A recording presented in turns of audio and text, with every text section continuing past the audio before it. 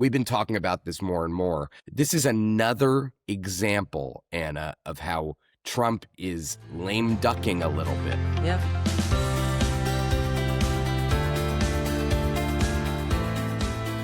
Good morning, I'm Anna Palmer. And I'm Jake Sherman. And welcome to the Daily Punch, brought to you by Punchbowl News. It's Thursday, April 23rd, 2026. Let's get into the mix. Here are your Washington headlines of the day. Number one, House Republicans' $153 million fall ad blitz. We've got all the details. Number two, Senate ups the pressure on the House to move on DHS funding. And number three, the GOP keeps on punting when it comes to Iran. All right, Jake, let's get into it. Ali Mutnick has a banger of a Punchbowl News AM top with all the details on how Republicans are looking to reserve ad time offensively, defensively across the country when it comes to trying to keep their House Republican majority.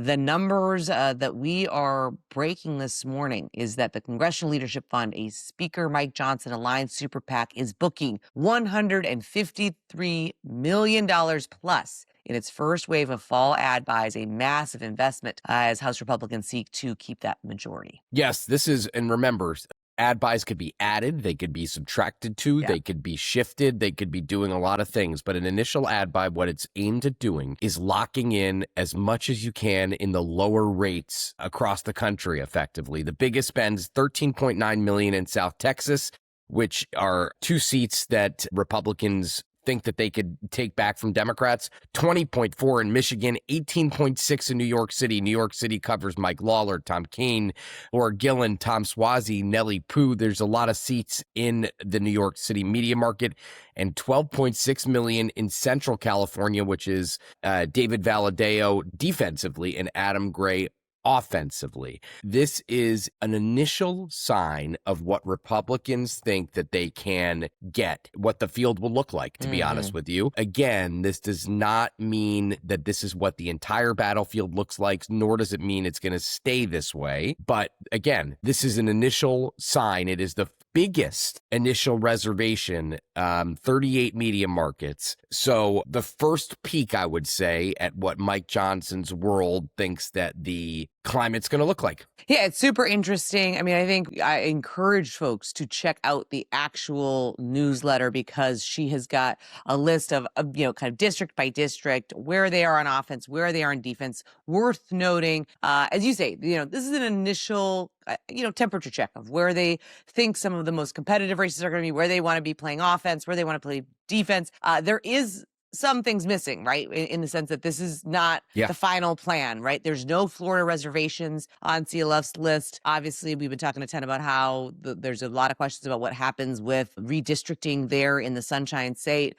Also, no reservations in Southern California, where Democrats are defending Representative Derek Tran and looking to flip the seat that GOP Representative Darrell Issa is leaving vacant after he retires.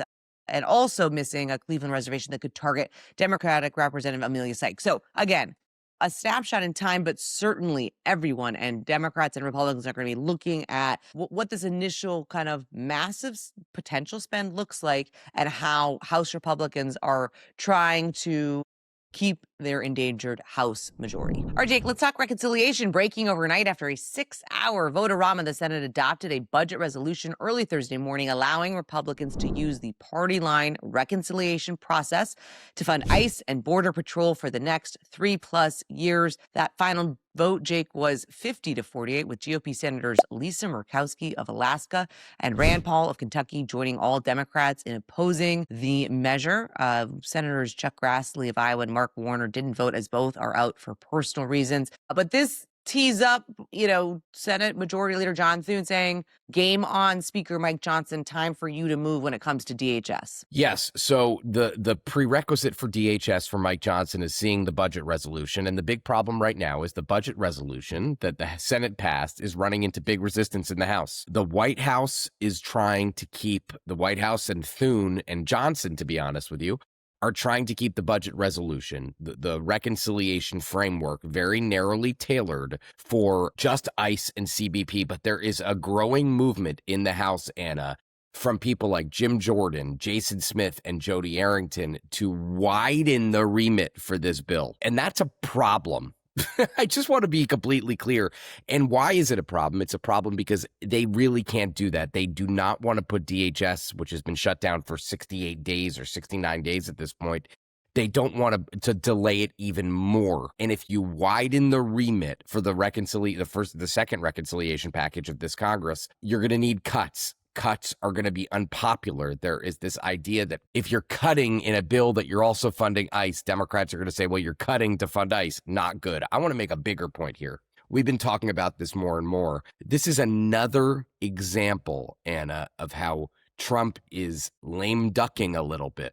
18-month FISA bill, the House rejected. Donald Trump pushed it. Narrow reconciliation bill, the House is kind of rejecting it at this point. Trump pushed it. I don't want to make a huge deal of this, but if they don't put this budget on the floor next week or the week after or whenever, it really has to be next week because they need to fund DHS before the end of April. I don't know what they're going to do. Mike Johnson and Steve Scalise need to get their chairman in line, because their chairmen are going rogue right now, and it's not a good sign for the leadership or for the White House. Yeah, I think it's a really smart point. And I think the question, even when you go back in time to kind of earlier where Republicans were much more aligned and kind of inclined to support the president, he did have to make some of those personal calls, right? I mean, this was a lot of personal arm twisting and, kind of setting things up. It wasn't as if just like Trump said something and all of a sudden every Republican kind of fell in place, but it was more of people on the margins. It wasn't the chairman of committees saying, and that I think is a fundamental shift here, as well as when and if, besides kind of putting their stamp of approval on this narrow reconciliation, does Trump or the White House kind of really get into the kind of hand-to-hand combat here on They've got to if they want to get it done. They're going to have to. All right, let's go to the number 3 story of the morning. We've got a really great item here about how Republicans keep punting on Iran. Republicans on the Hill are grasping for any reason to delay asserting Congress's war-making power over President Donald Trump's Iran conflict. A great item here by Anthony, Brianna, and Andrew, looking at how kind of the shifting target for how Republicans are defending or saying, it's not yet time for us to weigh in on the conflict. A lot of different reasons and people trying to find a pathway forward to, on the Republican side, to give Trump the leeway here to do what he wants to do. Yeah. First it was that they need to do something within 60 days. The Congress is going to need to weigh in 60 days. Now everyone's saying it's 90. We're going to have Brian Fitzpatrick, a Republican of Pennsylvania, on Flyout Day today to talk about a lot of this and what's going on in his view on Iran. He's went his own way on filing his own resolution on Iran.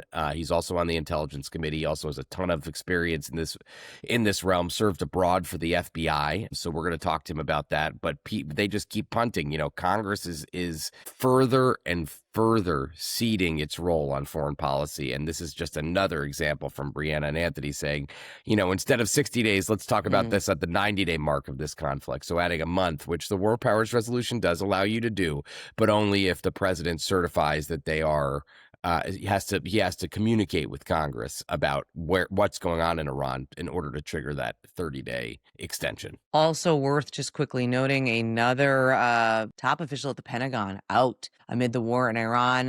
Navy Secretary John Phelan was sacked on Wednesday, weeks after the departure of General Randy George, the Army Chief of Staff. Important, not just because obviously these are important positions when the U.S. is in conflict or, it's certainly in a big conflict in the Middle East, but also in our world in particular, they know that Thune saying just how hard it is right now to try to confirm new people for these important positions. What's going on at the Pentagon? I mean, it looks pretty chaotic, especially during a massive conflict. I mean, it seems troublesome, to say the least. All right, we are going to leave it there. Thank you so much for listening. We appreciate it. If you like the Daily Punch, share it on social media. Tell your friends. It's the best way to find out about us. And, of course, you can go deeper on all things Punchbowl News, including we have a new announcement, Jake, about a texting strategy for those who are in our Premium Plus policy community. They're going to be getting texts as soon as policy stories are hitting the site in order to make sure we are keeping them informed, as well as a beta,